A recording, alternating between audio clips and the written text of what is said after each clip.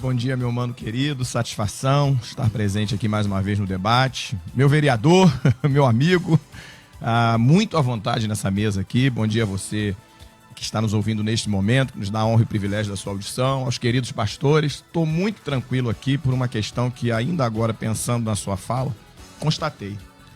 Existe uma cláusula que é pétrea para o Batista, que é o governo democrático, não é? No Estatuto Batista, regra lá, toda a Igreja Batista, o governo é democrático. Então temos 3 pastores batistas na mesa. Olha que coisa maravilhosa. Isso quer dizer que não vai ter desentendimento. Esse é aquele dia também, Léo, que eu fiquei pensando, eu venho de longe, né? Teresópolis e tal, e eu fiquei pensando, eu vou atrasar um pouquinho para ver se o Walter sai falando, ou para ver se meu pastor Anderson, ver se me alivia a barra, né? Porque aí a gente vai nessa sequência aqui, porque é melhor na rabeira, porque é melhor. O fato é que é um tema aparentemente fácil. Aparentemente, mas é daqueles que na teoria é uma coisa, na prática é outra. E é aí que torna-se difícil. Porque o tema democracia, como quase todos os outros temas discutidos, ele passa muito pela questão do juízo de valor próprio. Me parece que cada um tem um entendimento, segundo a sua própria conveniência, do que é democracia. Tecnicamente, a democracia deveria ser o governo exercido pelo povo como soberano. Então, o povo tem o direito de exercer o governo de forma soberana. Tecnicamente, deveria ser isso. Também, governo democrático é aquele que dá ao povo o direito de escolha dos seus mandatários. Por isso brinquei aqui com a questão batista, porque, em regra, a Igreja Batista ela decide por assembleia, o seu pastor, entre outras questões. Até para receber um membro, pelo menos lá ainda é assim, até para receber um membro na sua membresia tem que ter uma assembleia. E existem formas do membro entrar numa Igreja Batista, assim como também de saída. O pastor não tem poder de excluir um membro, por exemplo. Esse é um princípio basilar batista, pelo menos sempre foi. Pois bem, é um tema legal discutir, porque todo mundo fala de democracia. 7 de setembro, hoje é o dia de nós comemorarmos, certo? E no dia 7 de setembro, ainda agora, comemorando a independência, o povo foi às ruas. E muitos deles discutindo democracia. Ontem, num curso que eu estava fazendo de manhã, a professora perguntou, o que é democracia? Meu irmão, o pau cantou. Porque aí começaram a fazer exatamente o contrário da democracia, que é não respeitar o direito do outro, de se manifestar. Não só exercer o seu direito civil de votar em quem ele quiser. Não só isso, que também está dentro do entendimento da democracia, mas também de se manifestar. Não é isso? E hoje nós vivemos um momento muito difícil nesse sentido. Muito difícil. A democracia ela se sustenta exatamente nessa reciprocidade de respeito.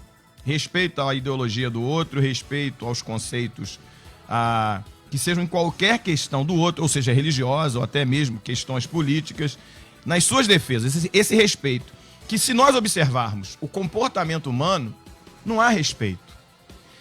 E o pior é que a referência dos poderes que administram o país também tem dificuldade com isso. O que nós estamos vendo aí? Na realidade, é na prática, tudo contrário à teoria, que é o desrespeito, não é? Olhar o lado do outro, respeitar o outro, ouvir o outro. Eu tenho dito ultimamente o seguinte, as pessoas não dialogam mais e a democracia só pode acontecer através do diálogo. E as pessoas não estão dialogando, elas estão na realidade duelando. Enquanto um está falando, o outro ao invés de ouvir o que ele está falando, para entender o seu lado, não, ela está se preparando para atacar.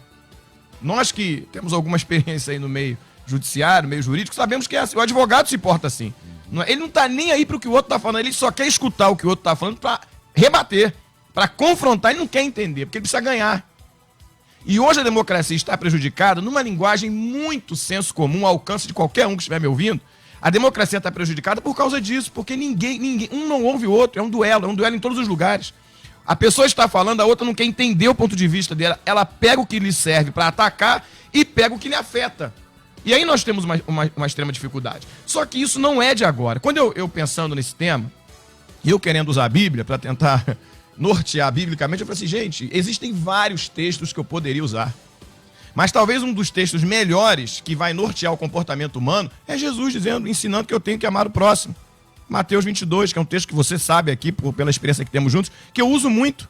Ali Jesus resolve a vida, a nossa vida. Ele resolve amar a Deus e amar o próximo. Amar a Deus sobre todas as coisas e ao próximo como a mim mesmo. Talvez essa seja a dificuldade. E esse amor aqui, e aí os pastores com muito mais conhecimento de exegese do que eu podem me ajudar, e não é um deboche, é uma verdade, e esse amor aqui, no meu entendimento, não é aquele amor simplesmente subjetivo. Ah, eu te amo, que a igreja faz muito isso. Eu amo, eu te amo. Não é esse amor subjetivo. É um amor mais objetivo. É um amor mais da prática, da tolerância, de suportar, de entender.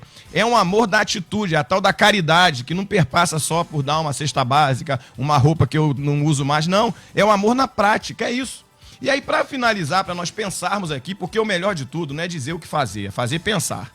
Isso minha mãe ensinou desde cedo, escola bíblica dominical. Tem que fazer o povo pensar. E Jesus fazia isso, pensar. Essa coisa da manipulação é antiga. Olha só que contrassenso. E aqui está o ponto crucial, fulcral do debate. Nesse sentido, a democracia é o governo do povo. É o povo exercendo o seu direito soberano de governar e de ter liberdade de ações em qualquer segmento da sociedade. Pois bem, só que o povo sempre foi manipulado. E eu encerro a minha fala trazendo o seguinte exemplo. A condenação de Jesus. Vocês vão decidir, então decidam. Quem nós vamos crucificar e quem nós vamos soltar? Jesus ou Barrabás? O povo estava manipulado. Por quem? Pelos governantes romanos, que tinham interesse político, e pelos sacerdotes judaicos, que tinham interesse religioso. Então é isso que o povo tem que observar. Os interesses, a manipulação. Parar de seguir personagem que não se conhece a história e não se analisa a história. Parar de repetir rótulos sem analisar o conteúdo.